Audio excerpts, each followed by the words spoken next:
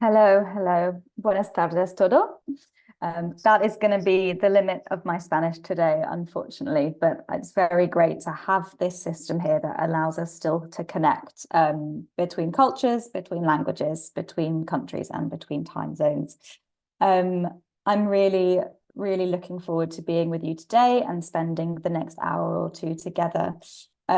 These series of workshops and masterclasses that you've been given are all on topics that I would have loved to have learned about in my career. And I really hope that they have helped you in your development. And I look forward to hearing more about the work that has come out from supporting you in this project, because I know it's a really exciting time for the development of work in Colombia, and specifically to see dance prioritized in that.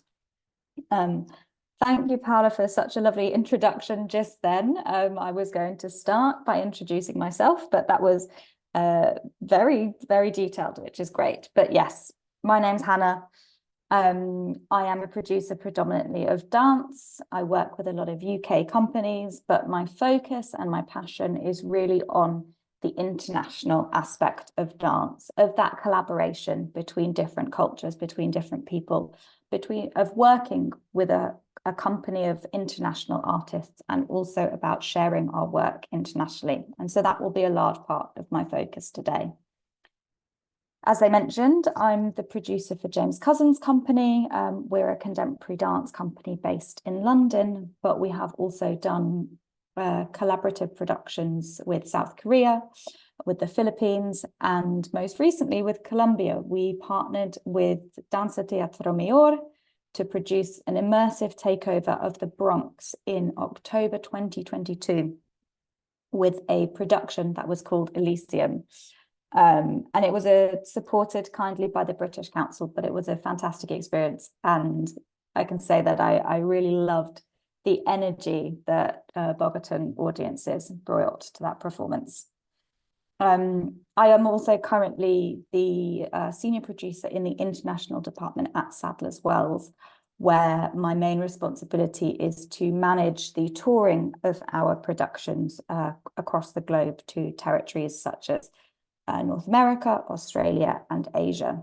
And so I hope I can come with you today to support both the creation of collaborative work internationally and the touring of your own work internationally, and feed back that information to you. I want to say before we start that to receive questions throughout in the box, and I will keep an eye on the chat. If it's useful to answer in the context of what I'm saying, I will do so, or there's a time at the end for questions as well. I have a small presentation that I will share as we go along, so hopefully it just helps to create things a little bit more visual, because after all, we are in dance and we enjoy a bit of the visual side of things. So let me just get this set up. Here we go. So I've titled this session, Speaking About Dance Without Speaking About Dance. Something that I feel exists within the dance industry.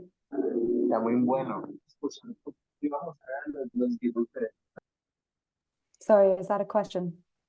No, okay, I'll carry on. Something that I feel exists in the dance industry as a whole is that we're not always great at explaining ourselves to people.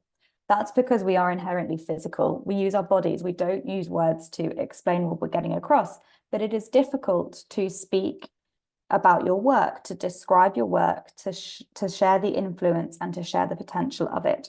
So in this session, we will be looking at this, but from a producing perspective. So I trust that you, as artists, you have developed your art that is already strong. But what I can support you with is how we can speak about that in producing context to be able to connect you with programmers, with funders, and with presenting venues around the world to take your work further. That was the slide about my introduction. We've kind of done that. So in this, we'll look at how to position, pitch, and plug your project, particularly taking it into an international market. Each country, each city, each territory that we can tour work to is incredibly individual, and I'm not able to today to go into the details of what each of those places may look at in terms of their industry. But what I am aiming to do today is to get you to help you to think about your project, about how to talk about it in different contexts, the layers that you can describe it in to connect better with international audiences in international venues. So we will be looking at, firstly, different areas, including the audience, who your work is for, what their experience may be, the impact and legacy of your work and the potential that that may have in the relevance in different countries. We'll look at the finances, we can't avoid it. We'll look at the business case of touring work around the world. We'll touch briefly on marketing and how you can use that internationally as well. And we'll follow up with a bit of framing how all of these points can drive a strategy or help you to make a strategy for yourself. Everyone here is coming with initiatives and projects that are very different in idea, in scale, in output. So we tried to do a broad generalization of all of these areas for you and pick and choose what makes the most sense to your own work. At the end, we'll touch briefly on using data and metrics and the importance of gathering this to support your conversations in going forward in the dissemination of your work. By the end of the session, I hope that you will have gathered some additional knowledge to make a more targeted approach and plan for where you want to distribute your work or potential partners you want to collaborate with, and a deeper understanding of the other areas of work that it is important to be knowledgeable about when talking to venues, funders, and potential partner organisations. So we'll start firstly looking at audiences. So many times when we make work, it comes from, and I say this from a place of having been an artist myself now, but prior to my producing days, it comes from an internal passion to want to share. And it's always important to think about who we are sharing that for, primarily. Firstly, every project is not for everyone, and that is okay. When we make work, there is a tendency to want everyone to enjoy it. Of course, we want as many people to see it, but realistically, not everyone is going to like the work that you do. And it can be a disservice to generalize your work to say that it is for everyone, when in actual fact, there is a really strong particular audience that will really enjoy your work, and these are the people we should be targeting. So we must think strategically about who the audiences are likely to be and who we may want them to be, and we can build targets around these two areas. Who will your work naturally attract, be it from the themes or the style of the work that you are producing, and who do you want to come? How do you want to build a strategy to particularly focus on getting audiences of different backgrounds into to see your project? The main key targets that we want to focus on when looking at these are, or consider, the age of our audiences and the narrow of that, the window of that age that we want to target. The gender balance, are we likely to appeal more to men, more to women, or between? Areas of interest, the topics and themes of our work, and who these may resonate with the most. Ethnicities and communities, if you have a particular storyline or theme that is going to resonate more strongly with certain communities and how to connect with them. Religious or political views. Artistic interest crossover. If your work has a flair of theatre in it, or your work is potentially involving some magic, there is an existing audience who enjoy magic shows, an existing audience who enjoy theatre shows, who we may be able to steal and bring in to also support dance, so we cannot alienate them. The size of audience and how their behaviours might attend, if they're likely to attend in pairs, as individuals, in groups. So I have an example for this. There is a James Cousin Company piece, which I'm stealing from for this. It's called Rosalind. It is a feminist retelling of Shakespeare's heroine from his well-known play. The dance piece is set in a busy Korean city of Seoul. It is a 1-hour dance piece. It uses contemporary dance and electronic music. There is a picture from it on this slide here, so you can get a little bit of a feel of what it looked like. Now, with this show, using this list above the key factors, our particular target audiences are likely to be around 20 to 30 years old. They may be more politically engaged or care about social issues because of the feminist nature of this piece.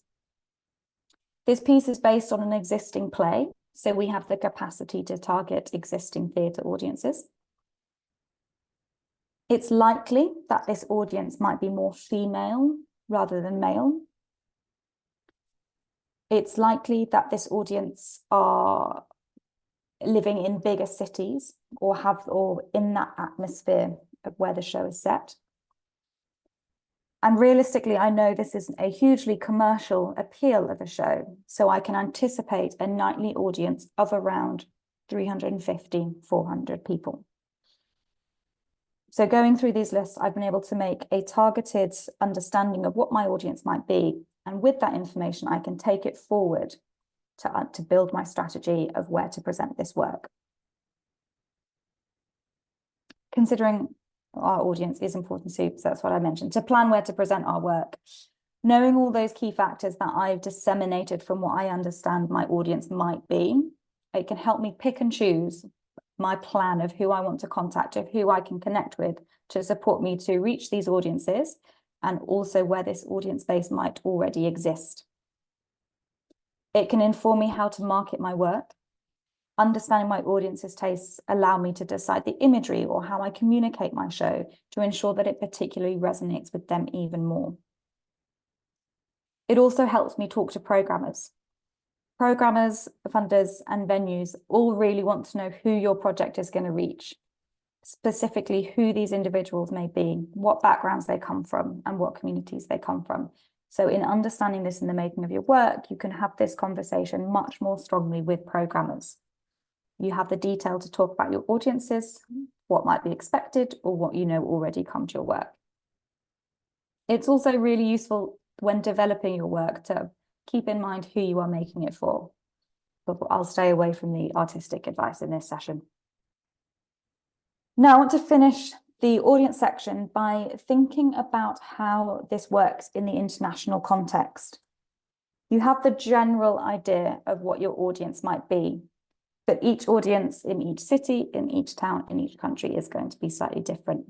So it's important to think about, does your story resonate with all countries? For example, a play about the England football team will work in England. I can do my research to understand if there is a strong support for the England football team in other countries. And then the play might also work in territories like India or West Africa, where there is a following for UK football. However, I can use my intuition to know that it is less likely to be successful in America, where they don't watch as much English football, or in France, where they really support their own national team. So from this, I can make a strategic approach of where I think I can approach other people to help this project, rather than just putting it out everywhere and not getting anything back. Similarly, does my work particularly appeal to a community that has a strong presence in certain places? If you are working on a project that has a storyline about a homosexual relationship, that might be a really strong, important conversation to be having in Colombia at the moment, but is not necessarily a conversation that you want to take to countries such as Saudi Arabia, where it is criminalized. So to consider the relevance of the topics that you are dealing with to the places that you want to tour. These will all be considerations of presenting venues and presenting partners in the countries to visit. Lastly, is the style of your work suited to all audiences? There is a particular contemporary dance in the UK, for example, is very different to contemporary dance in America. So it may not be suited to those audiences. Of course, do not take this so strictly. This is more guidance to help you plan, because there is always the potential to break barriers and present people with work that they may not already have in their country. Next, we're going to look a bit about the impact in advocacy. So let's say you've done your show, you've presented your project, it went fantastic, the performance was brilliant. But what happens next? It's always bizarre to think about this before you've even presented your show, but it's always worth considering to understand why you are making some artistic decisions and to why you are making some producing decisions and why you're making some touring decisions as well. Not everything is going to have an impact that's going to change the world. Not all legacies will last forever, but there are various ways that, your project, your performance, or your presentation will have an impact, such as it may spark a conversation within the audience about the themes or topics that you have encountered in the performance. It may involve a community, whether that be in the project itself or within the audience that you invite in. This may be a community that is sometimes underserved or overlooked by a region, and they particularly want to connect with. It may be about topics which are really pertinent right now, relevant in terms of the current news cycle, relevant themes or topics that are worth pushing forward. It may develop styles or break artistic styles in some cases, putting forward new types of work and new ways of showing dance as an art form in the wider world. It can simply be entertainment. It can be a night of entertainment that audiences remember and react with and speak upon beyond that. And also it can be financially lucrative. It's sometimes not regarded or overlooked in the arts sector where it is difficult to do so, but it is a totally valid reason for the impact of your show being financially lucrative. These are just some of the ways that your show will have an impact, and I'm sure you have begun considering already about your project. So let's put the lens of this on the international stage. How do we consider this in an international context? We can follow the same thinking as we did previously in the audience section. What is the appeal? What is the relevance? Does it make sense for the country or the city that I am looking to connect with? And we can also add to that an awareness that it will be different in each place we visit. So while it may spark a conversation in, let's say it sparked a conversation in Colombia because that topic is particularly relevant, you may take it to another country where that topic is less relevant. And the impact there might actually be that it is developing a different dance style. So you can look at your work in these different layers of the types of impacts it has and understand where different types of impact will be most relevant to different countries. The presentation of Mexican traditional dance may not be hugely developing a style if you are presenting that work in Mexico, but taking that and touring that to somewhere like the UK is going to have a different impact than it would presenting it in Mexico, for example.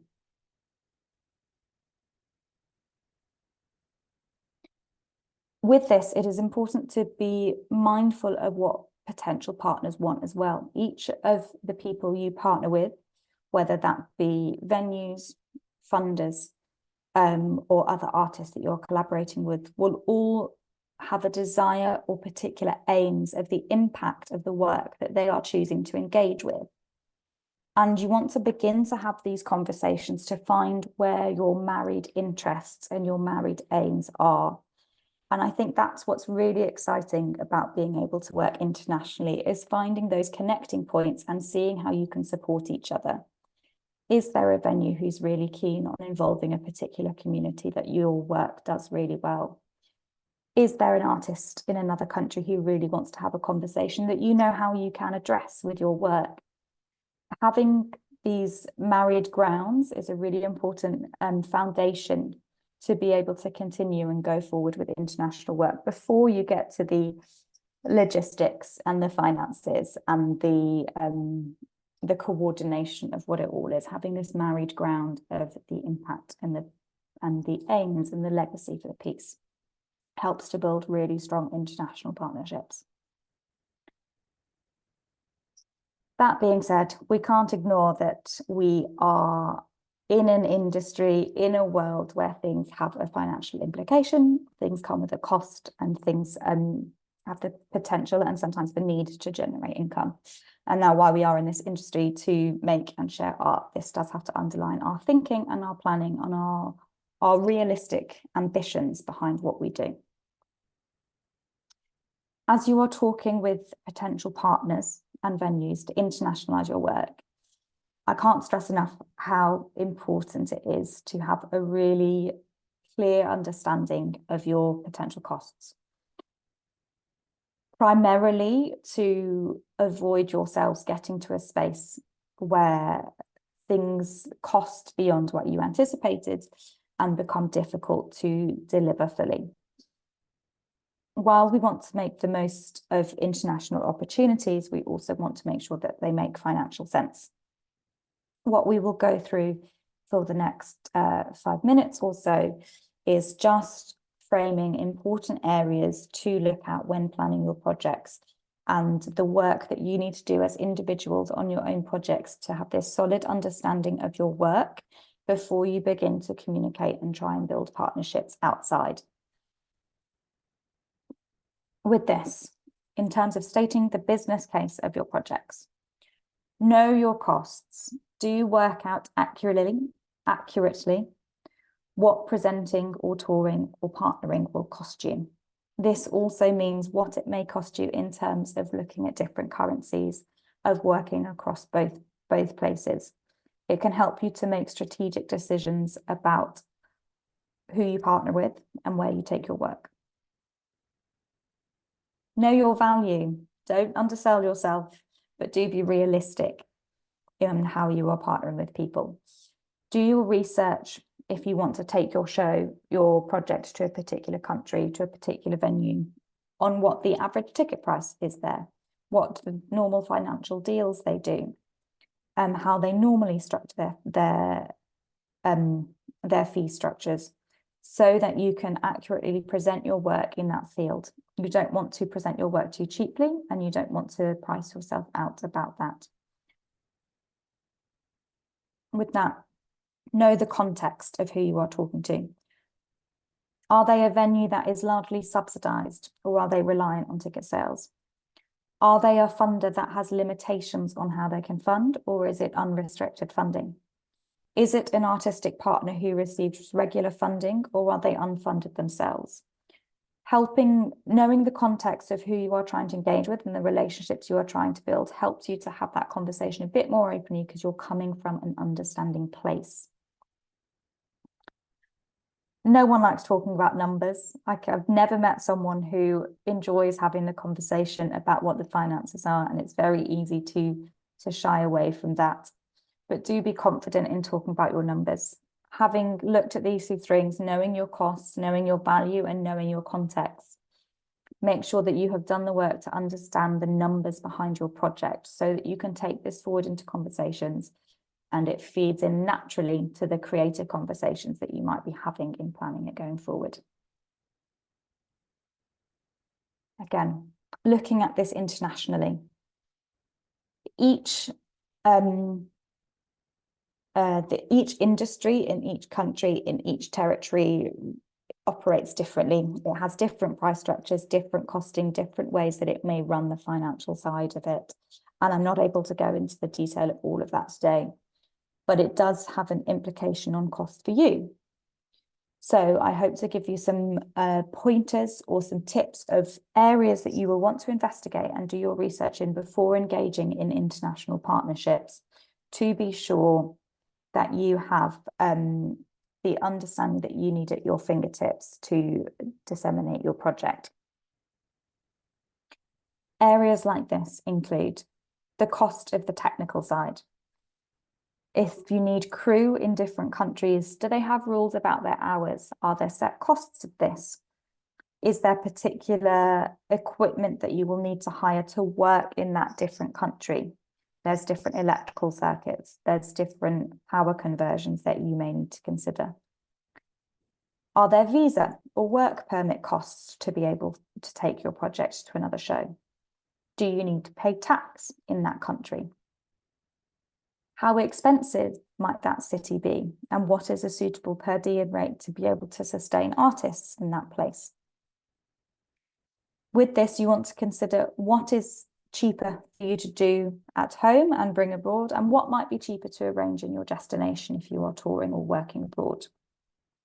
These different areas are all useful to explore in the conversations you may be having with venues, with supporters, and with potential partners.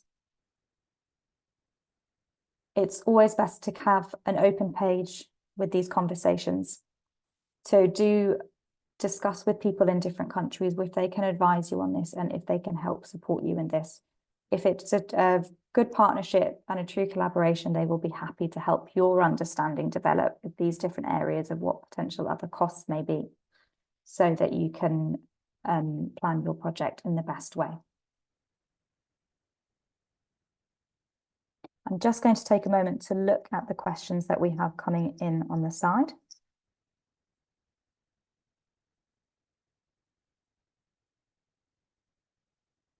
I think that's okay. We'll leave that to the end for now.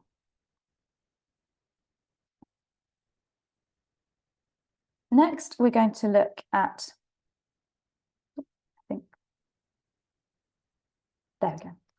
We're going to look at the marketing strategy behind touring artwork internationally. This is not exclusive to touring work internationally, obviously. There are things that you will already have in having created your project. You may have your leading artwork, the main image that is selling your show. You may have created a short trailer.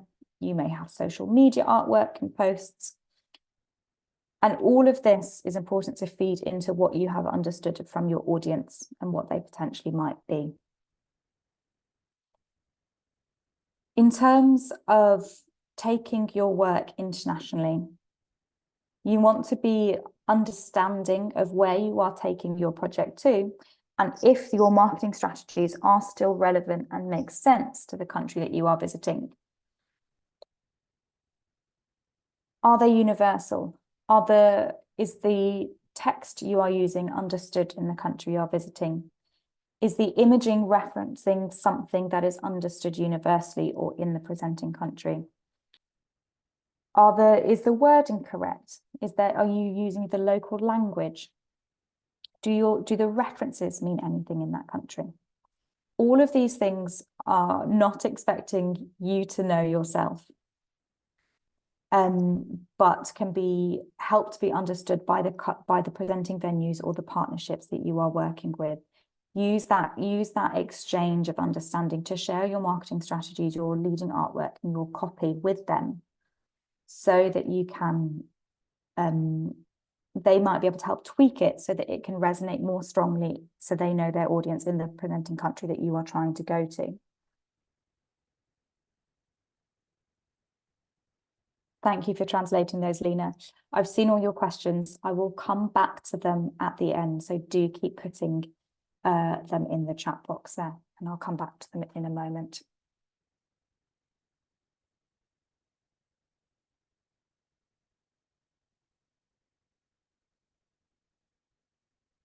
Coming on to what strategizing internationally might mean. And now that is a lot of lingo, and it's not a set formula or a set way of doing things as it might seem. You need to think about your project at the heart of it and what makes sense for you. From the different areas we have spoken about today, you can input these onto your project to think about where it may be most relevant, or where might be the most strategic partnerships for you to develop. Think about the most natural audience crossover with different countries or cities. Think about where the topic of your work might be most relevant, and think about the locations where it might make most financial sense. Unfortunately, we are in an economy where it is not possible to travel all the way to country for one show and travel home. It is also not necessarily environmentally responsible for this. So this is where our strategic thinking and planning about how to disseminate our project might come from.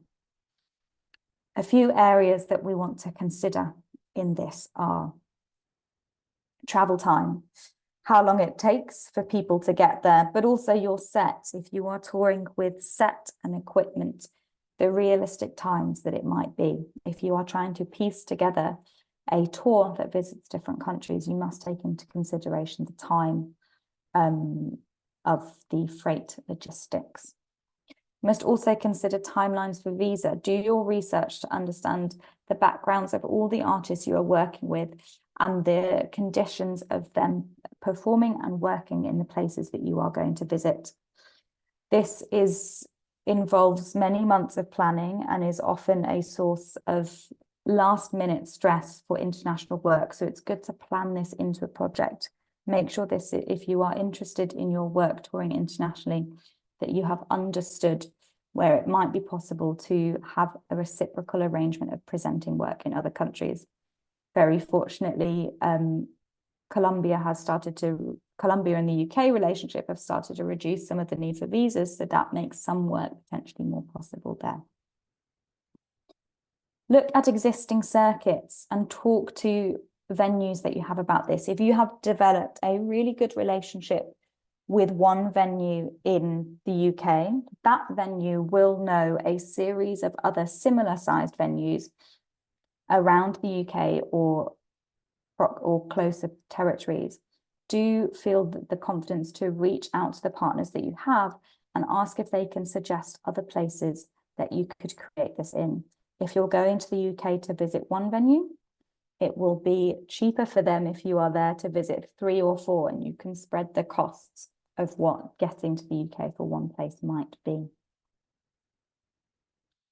Think about helpful locations for the future of your work and the longevity of your work. If you are visiting France, think about what other countries and territories nearby you want to invite to see your work, where you could then build a future tour. If you are visiting Australia, invite some of the other Asiatic countries to come and see your work. So don't be hampered by just the city that you are in, but think about how taking your work to one city can unlock avenues in other places nearby. The last two are slightly different, less strategic, but also very important to consider for the security and the well-being of the industry that we work in, and that's safety. Is the country that you are interested in visiting safe to visit? And I mean this in different aspects. There is important considerations when we are producing and planning the work that we are working with people at the foremost of what we do. If you are presenting a project which addresses LGBTQ themes, it may not be right to take your project to a country where this is criminalized or this is not as supported. It may be unsafe to put artists in that position. Additionally, if there are countries where there is unfortunately political unrest at the moment, presenting work or partnerships with those countries, you want to think very carefully about if it is safe to do so. And that is not to say to not do work with these places, but to think carefully about how to undergo what you're doing to ensure that you and the artists that you are looking after are safe. And lastly, environmental responsibility.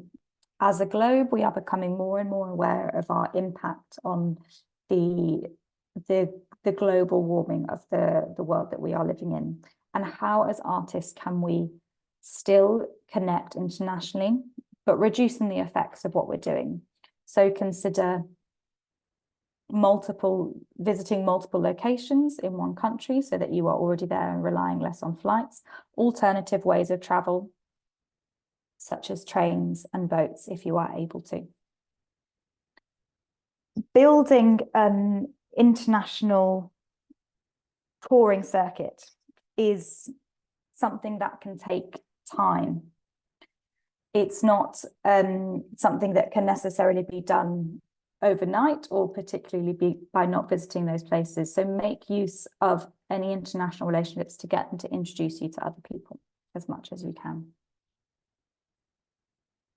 I'll take this moment now to answer some questions that have come in over here. Firstly, we have how to determine the value of a piece. That's a very good question, and it links a little bit with the second one here, with what elements must be taken into account when setting prices. As a first off, you need to know how much income you need to make as a project to cover your costs.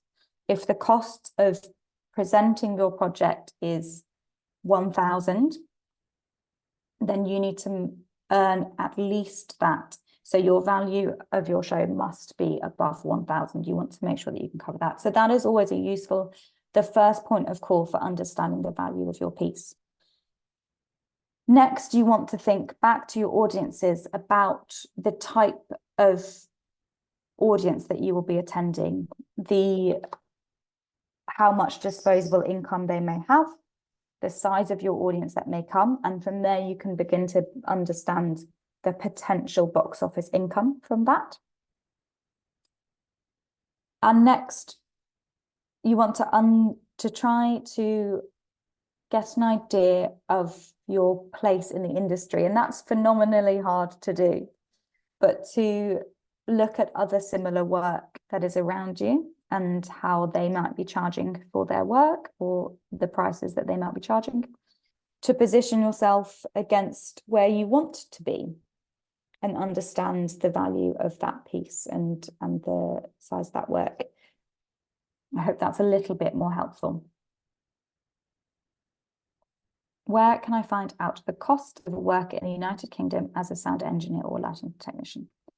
That's a very good question. Lots of countries have membership bodies or unions that will set standard rates across the industry, which is to ensure that people are paid a minimum amount, that no one is working a certain level and being paid under that, and also to try and provide some guidance for people working in that country about what people should be paid, the rates of pay for these people.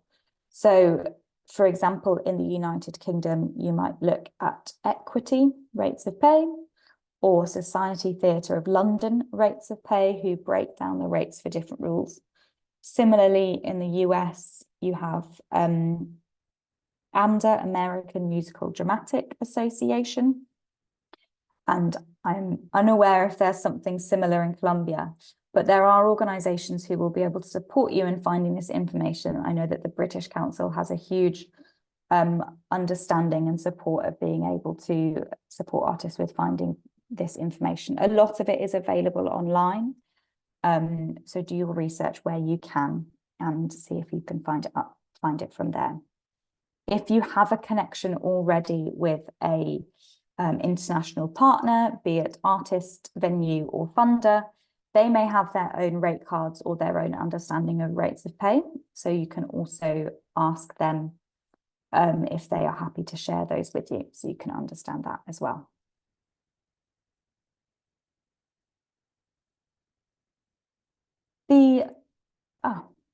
Adapting your work.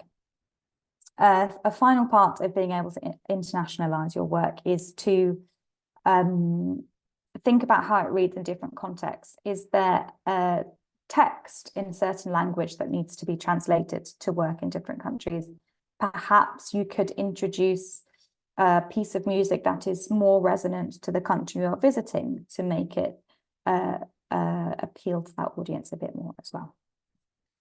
Lastly, the last part of this session, before we have some time for more questions at the end, is data and metrics. What we have covered so far today is to expand your thinking about the areas you need to consider when planning your work, and how that can feed into conversations when framing it in an international context. With all of these conversations, you want to embed some facts and figures to make your points come across much more strongly. It's very easy for anyone to sit there and say, my show is about this and it attracts this audience and this is the appeal of it. But what do we have to back that up? Collecting this data, you want to start embedding from the beginning of your process and continue doing the whole way through. With this, you can begin to figure out the strongest ways to talk about your work and make links to people in the different countries. We have two types of data. That is always good to consider. Quantitative and qualitative. Both I find quite difficult to say in English, and I definitely won't be able to say them in Spanish. Quantitative data, the measuring of quantity, and qualitative, apologies, my presentation is going to make me stick on quantitative. So measuring quantity. Different aspects of this can include audience numbers, how many audiences are new to that venue or to you as a company, and how many are returning. Audience characteristics, how many are from the local area? Can you collect numbers on how many are male, how many are female? Can you collect numbers on how many are above 20? How many are of a particular ethnicity group? A lot of these, if you are presenting with venues, will collect this in terms of their ticketing system. But if that is not set up, look at how you can introduce questionnaires to audiences for them to complete so that you can ask them to feed in this data as well. Look at your social media reach, track the numbers of posts, the countries that it is being seen by, the types of people who are watching your posts. All of this is a really useful way before you have even presented work to understand who is engaging with the visuals of your piece. If you are putting out rehearsal videos or imagery, you can get an understanding of who your audience is already likely to be from social media. And it can help you to say, we know that our project is likely to have this kind of buying audience because we have seen that interaction online already. If this isn't an aspect of social media that you are used to using, it is relatively straightforward. All of the applications, if you have a professional profile, will have this breakdown of data in handy graphs and percentage points for you to look at. The price of tickets. Look, if you've presented work before, take an average of your price of tickets, and this can feed into helping you to determine the value of the piece. If you have presented work before and the average ticket price from those has been around 10 Great British pounds, then that is a foundation that you know what previous audiences are likely to pay this. Now we have a slightly bigger show, or where it's a few years down the line and we are slightly more well known, you can increase the value of your tickets from that. The postal codes of bookers. This is really useful to particular venues, I suppose, not for every project, but to understand how far people will travel to your work. When you present a project, do you have a really small area which people will travel, or is your project reaching people further abroad and they are willing to travel to you? That will help venues know venues know how and where to put your marketing strategies. The number of people engaged. You may have a project that has some participants involved, or the number, or some community involvement. So understanding the number of people that you are working with and keeping these numbers close to hand is really important when having conversations with future project partners or venues. The income potential, feeding back into the conversation around understanding your finances, but to look at the potential audience reach, the previous price of tickets, you are then able to work out an income potential that your piece may have. We are likely to attract 300 audience members. The type of audience we have will likely pay £10 a ticket. Therefore, we have an income potential of £3,000 a show to feed into a base understanding of your quantitative reach there. On the qualitative side, this is usually where art comes into its own a bit more. We know that art is subjective, and people feedback on it much more personally than the numbers sometimes suggest. So this is very useful to capture and is often not captured. I think we quite often forget to gather the feedback of audiences or peers or from people that we have worked with, but it's a really useful way of encouraging new relationships. If you are trying to build a new relationship with a venue, they may trust the quote of someone else that you have previously worked with. There we go. So measuring quality. Types of this include audience quotes, capturing what they may have put on social media, online, asking them to fill out a survey after the performance. If you hear audiences saying something post-show, write it down, using all of these ways of capturing what is being said around you. Venue feedback. Everybody that you partner with or tour to, ask them for a quote about working with you and a quote about the show or project. Participants' responses. If you have a project that is involving the community or has participants at its core, take regular points throughout the process to understand what their feedback might mean. At the start, a simple questionnaire asking them what they may think. Halfway through, how they are now feeling, and at the end, what they overall thought. All of these feedback sentences are super useful to help you direct and connect with people who may be interested in partnering you in the future. Comments from cast and crew. Sometimes overlooked, but your artists and your crew that you work with will have the most honest response to how the project has been. And that is very useful to feedback if you are looking at partnering with another organization of how it is to work with you. Press reviews, the good and the bad. Always save the bad as well. You never know when you may need to rely on it to help direct your practice or direct how you may do things in the future. And visual statistics, where we are not able to gather this quantitative side, perhaps we can't get the data of the age of our audience. We don't have the exact numbers of how many men there were versus women. We can do a qualitative understanding of this. If you are in the room when your project is being presented and you can look around and say there are generally more audiences that are presenting as male than are presenting as female, or in this audience, they attracted a large number of members from the Black Caribbean community. We had participants who were majority children. Using things like that is still a useful way to be able to understand your project. It is always worth pairing qualitative relationship metrics, with quantitative. We had a majority audience of a female background from our show in April 2022. So you can have a bit of weight behind your qualitative and quantitative.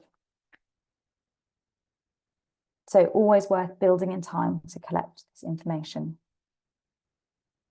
Now, I have a very short amount of time at the end here for some questions. I appreciate today has been quite broad stroke, but I hope its main aim is to help you think about your project in ways besides the art to be able to feed this into conversations with people going forward from a more producing or presenting aspect.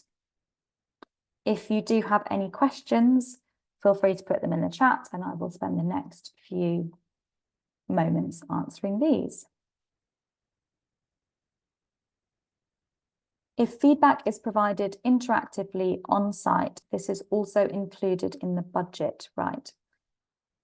I'm not entirely sure I understand that question. If Jose, you're able to just expand on that a little bit more.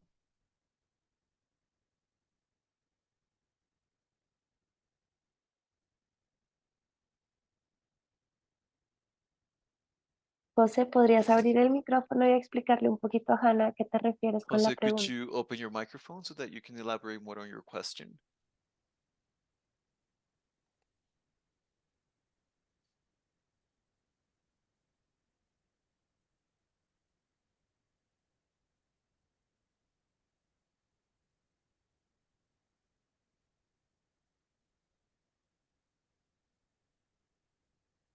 think we can move on, Hannah, and Okay. maybe he will write something about the No question worries. because he's not able No problem at to all. turn off Time to think the about it. microphone. Yeah, lovely. That does bring me to the end of today's presentation. If there are no more questions, I wanted to end by sharing my email address if you are looking to ask further questions that perhaps you haven't had time to today. I am available and happy to have some conversations where possible, and also to share the website of the company that we come from so you can see a little bit more. Hi, Sebastian. Who are your regular clients? What type of person can you sell international work to?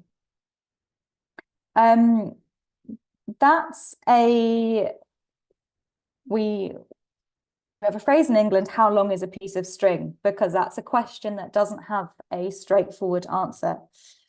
You want to match your project to the type of people you are trying to sell for. There will be someone out there for your project, and it is about finding the right people. So it's about having a realistic understanding of your project. If your project is a hip hop dance show, it's 60 minutes long, it's about a story of refugees, you want to go to, it has 4 tables as set items and 60 costumes. You want to go to a venue that is able to support that technically. You want to go to a city that is interested in the topic of refugees, and you want to go to a place that will have an audience with a hip hop who enjoy visiting hip hop. So it helps you to define what type of person you can sell your work to. There will be some venues and some presenters who are interested in international work, and there are some venues and some presenters who are not interested in international work. And the way of being able to figure those out is to look at their websites. If they are presenting other international companies, you can see that they were more open to having those conversations.